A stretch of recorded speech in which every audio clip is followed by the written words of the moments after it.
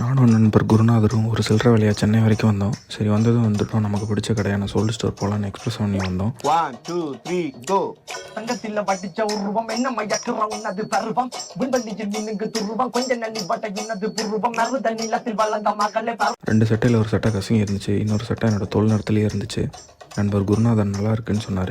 சிஞ்சிதமோ தமிழ் ஓவியமோ அடி மாறதமோ எந்த காவியமோ வள்ளுவனோ நீயும் வாசுகியோ அடி தேவதையோ எந்த காதலியோ அண்ணன் நட ஜிம்மிக்கு ஜிங்காரி வங்க கடல் அல்லகின் முத்தாகி வள்ளுவன் கையோடு எழுத்தாணி அச்சு நகை கொண்ட அலங்காரி நடக்கிற நடக்கிற நடக்கிற நடையழகு. சிறப்பு உறுப்பினர் அட்டை இருந்ததால் 150 ரூபா சலுகையோட 1250 ரூபாய்க்கு இதை வாங்கிட்டு இந்த சட்டை பிடிச்சிருந்தா மறக்காமல் கருத்து பதிவிட்டு போங்க.